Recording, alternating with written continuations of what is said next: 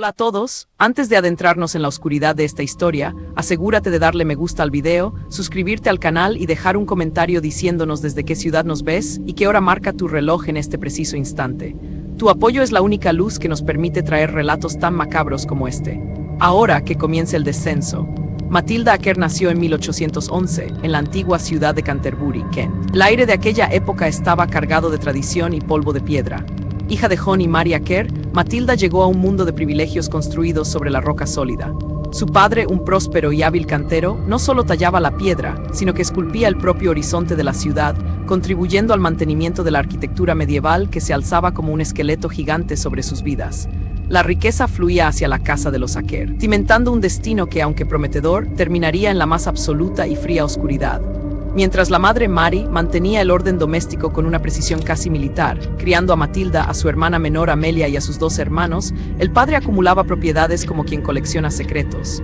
Canterbury, a principios del siglo XIX, se recuperaba lentamente de las guerras napoleónicas, respirando una paz frágil. John Acker, con sus manos callosas pero adineradas, adquirió múltiples casas en la zona de Blackfriars, erigiendo un pequeño imperio de ladrillo y mortero. Su estatus era tal que en 1837 financió personalmente la instalación de un reloj en la iglesia de St. George. Cada tic-tac de ese reloj no solo marcaba el tiempo de la ciudad, sino que parecía contar los segundos que faltaban para que la fortuna de la familia se tornara en tragedia. La estabilidad económica envolvía a Matilda como un manto pesado, protegiéndola del frío exterior, pero aislándola en una burbuja de respetabilidad que pronto comenzaría a asfixiarla.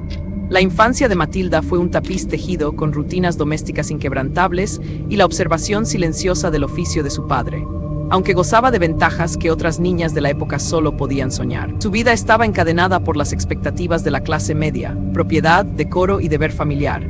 Era una jaula de oro cómoda pero implacable.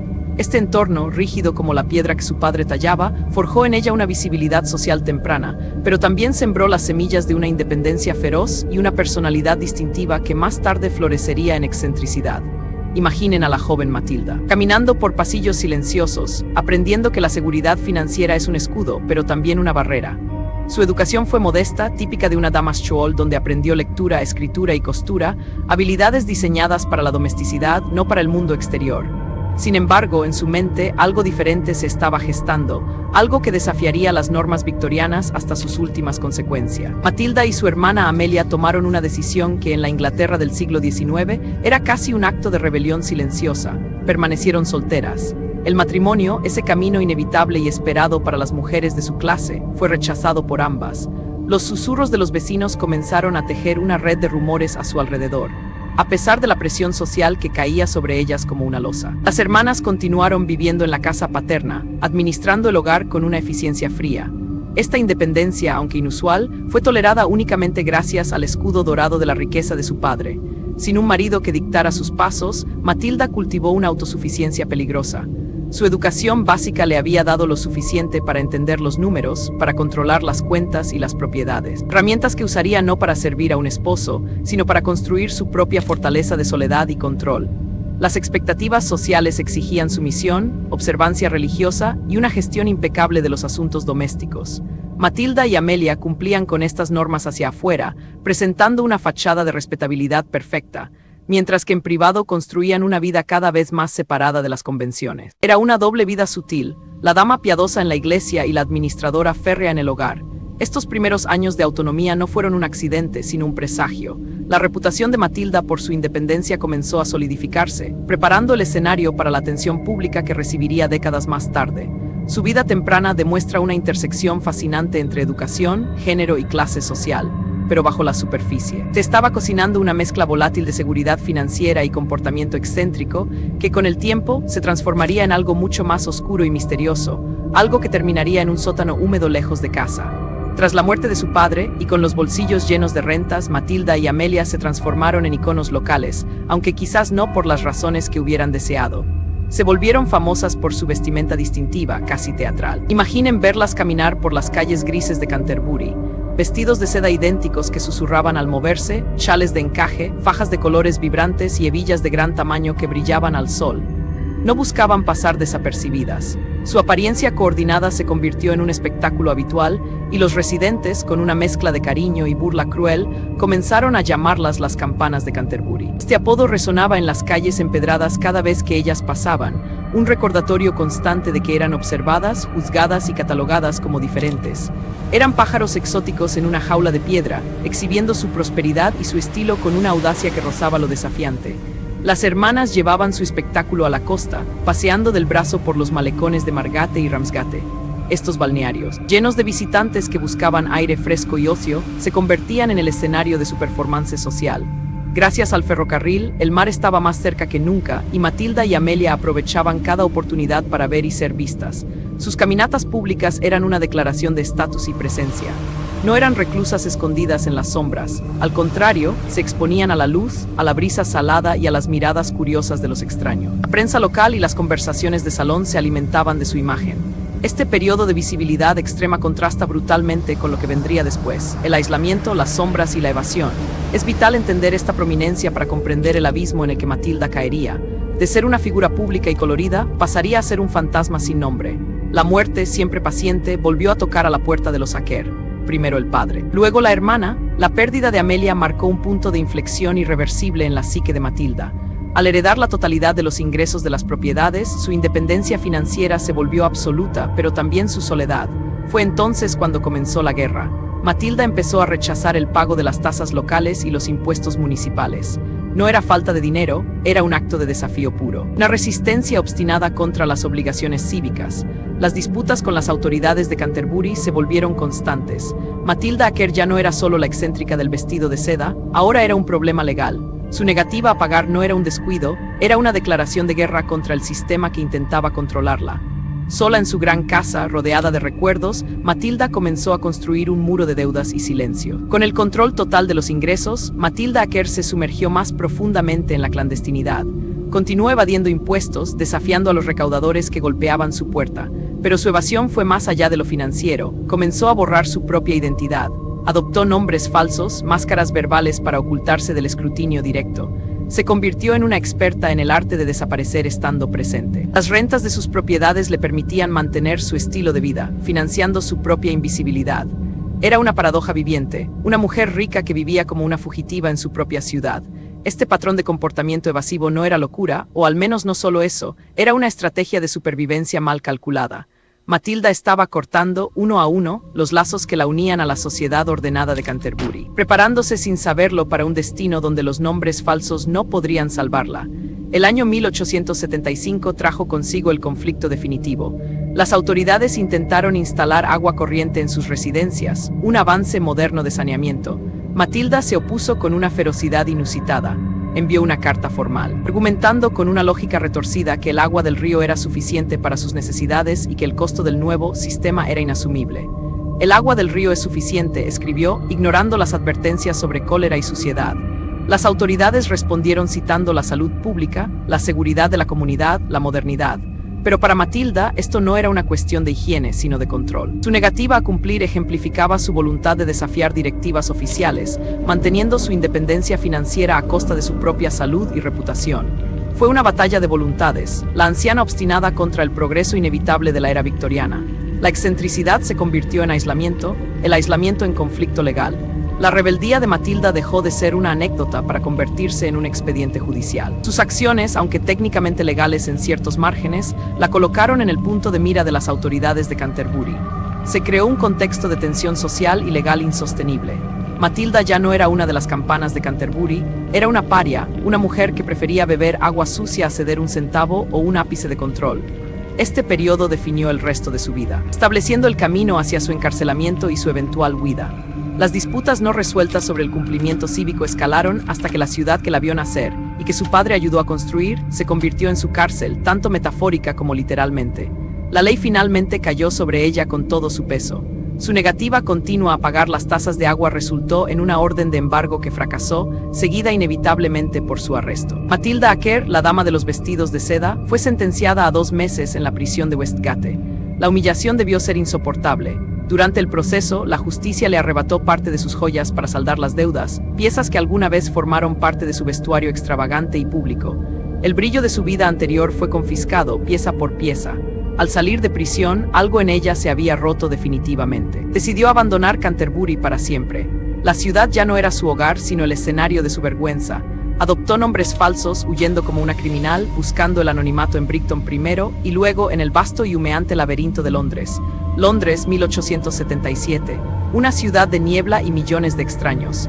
Matilda se instaló en el número 4 de Euston Square, una casa de huéspedes propiedad de Severin Bastendorf.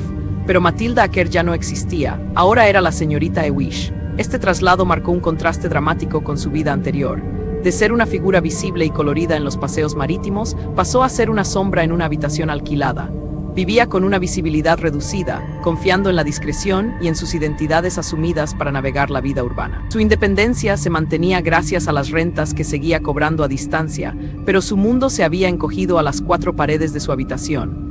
La transición a Londres le proporcionó distancia física de sus disputas, pero también la aisló de cualquiera que pudiera preocuparse por ella. Estaba sola, era rica y vivía bajo un nombre falso. La receta perfecta para un desastre. El domingo 14 de octubre de 1877 fue el último día que el mundo vio a Matilda Aker o a la señorita Ewish con vida. La criada de la casa, Anna Dobbs, fue enviada a cobrar el alquiler. Regresó con un billete de 5 libras que requería cambio. Bastendorf, el dueño, estaba ausente. Anna informó que la señorita Aker había abandonado el edificio repentinamente y que no regresaría. En ese momento nadie se alarmó. En las casas de huéspedes de Londres la gente iba y venía, a menudo huyendo de deudas o pasados oscuros. El comportamiento previo de Matilda, sus mudanzas frecuentes y su gestión evasiva, hicieron que su partida pareciera deliberada, una más de sus excentricidades. Nadie sospechó que ese silencio repentino no era una mudanza, sino el comienzo de un vacío eterno. La puerta se cerró y Matilda se desvaneció en la niebla de la historia. Después de ese día, el silencio fue absoluto. Nadie recibió cartas, nadie vio su distintivo vestido de seda. Su desaparición permaneció sin explicación y la falta de comunicación reforzó la suposición de que simplemente había elegido esfumarse de nuevo. Las autoridades no tenían evidencia de juego sucio. Para ellos, era solo una mujer rica y rara moviéndose a otro lugar. El caso atrajo una atención modesta, casi nula. Matilda había logrado su objetivo final, desaparecer por completo. Pero esta vez la invisibilidad no era una elección. La ausencia de avistamientos marcó el inicio de un periodo prolongado de incertidumbre. En Euston Square, la vida continuaba, los inquilinos entraban y salían, sin saber que el misterio más oscuro de la década estaba, literalmente, bajo sus pies, esperando pacientemente en la oscuridad para ser descubierto. Pasaron casi 2 años. El 9 de mayo de 1879, un muchacho de 15 años llamado William Stronum bajó a limpiar el sótano de carbón en Euston Square. La oscuridad allí abajo era densa, el aire estaba viciado. Mientras movía los trozos de carbón, sus manos tocaron algo que no era piedra. William hizo un descubrimiento que helaría la sangre de Londres. En el suelo del sótano yacían los restos en descomposición de una mujer. Una cuerda rodeaba lo que quedaba del cuello y los miembros estaban parcialmente desaparecidos. La impresión de un crimen brutal fue inmediata. El pánico se apoderó del chico, quien corrió buscando luz y ayuda. La policía llegó seguida por el doctor Davis. El olor a muerte y carbón llenaba el aire. Lo que había sido un misterio de desaparición acababa de transformarse en una escena de terror gótico. El cuerpo estaba parcialmente envuelto en hule y atado con cordel, un intento torpe pero deliberado de ocultamiento. El examen médico, realizado en condiciones precarias, indicó que la causa de la muerte implicaba un golpe significativo en el cuello, aunque el papel exacto de la cuerda seguía siendo incierto. La descomposición hacía que la identificación fuera una pesadilla. No había rostro que reconocer, solo huesos y restos de humanidad. Sin embargo, los muertos hablan a través de sus posesiones. Entre los restos recuperados del polvo de carbón, aparecieron un chal de seda y un broche. Objetos que brillaban débilmente bajo la luz de las linternas policiales, objetos que eran dolorosamente reconocibles para aquellos que conocían el estilo inconfundible de Matilda Aker. La prensa se abalanzó sobre la historia, bautizando el caso como el misterio de Euston Square. Establecer la hora de la muerte fue un rompecabezas. Los investigadores dependían de testimonios antiguos, registros de propiedad y la condición de los restos. Las autoridades documentaron la escena minuciosamente. El método de ocultamiento, el hule, el cordel, todo sugería un esfuerzo desesperado por esconder el cuerpo, por borrar el crimen. La ropa recuperada se convirtió en la pista crucial. El descubrimiento del cuerpo representó un punto de inflexión brutal. El público, las autoridades y la prensa se dieron cuenta de que la excéntrica Matilda no se había mudado, había sido asesinada. La inusual circunstancia y la evidencia física sugerían una intención criminal clara. Se inició un proceso detallado de identificación e investigación que sacaría a la luz los secretos más oscuros de la casa de huéspedes y de sus habitantes. Los primeros esfuerzos para identificar el cuerpo fracasaron. Los registros de inquilinos y las historias locales no daban resultados inmediatos. Dentistas y especialistas fueron consultados en un intento desesperado por poner nombre a los restos. El avance llegó, como suele ocurrir, a través de la ciencia forense primitiva, moldes dentales. Estos permitieron una comparación con los registros conocidos de Matilda Acker. La confirmación de la identidad fue respaldada por algo más personal, la ropa. Edward Acker, el hermano de Matilda, fue llamado a la morgue. Allí, entre el olor a formaldehído y muerte, identificó las prendas. El chal de seda, el broche, eran de ella. Además, un reloj de oro que había pertenecido a Matilda fue rastreado hasta una casa de empeños. Alguien había empeñado el tiempo de Matilda mientras ella se pudría en el sótano. Con la identidad confirmada, los ojos de la justicia se volvieron hacia Anna Dobbs. La criada había sido la última persona en ver a Matilda con vida. Los investigadores escrutaron su pasado, sus relaciones y, lo más importante, su acceso a las pertenencias de Matilda. La evidencia era condenatoria. Anna había empeñado el reloj de oro y tenía conocimiento de los artículos recuperados de la escena del crimen. Su comportamiento, sus movimientos y sus interacciones previas con la víctima formaron la base de las sospechas. Anna Dobbs fue arrestada y acusada de asesinato. La teoría era simple: oportunidad y avaricia. Anna tenía acceso a la habitación, a las joyas y al dinero. La identificación del cuerpo transformó una desaparición en un homicidio y a una criada en la principal sospechosa de uno de los crímenes más notorios de la década. El juicio de Anna Dobbs comenzó en julio de 1879 en el infame Old Bailey de Londres. La fiscalía presentó un caso circunstancial pero fuerte, destacando la posesión de las propiedades de Matilda y la oportunidad de cometer el crimen. Testigos hablaron de los movimientos de Dobbs en Austin Square, pero la defensa fue hábil. Cuestionaron la causa de la muerte, sugiriendo explicaciones alternativas y enfatizando la ausencia de evidencia directa que vinculara a Dobbs con el golpe fatal. ¿Quién podía probar que ella había levantado la mano? Cuestionaron la fiabilidad de los testigos y las inconsistencias en la identificación de la propiedad.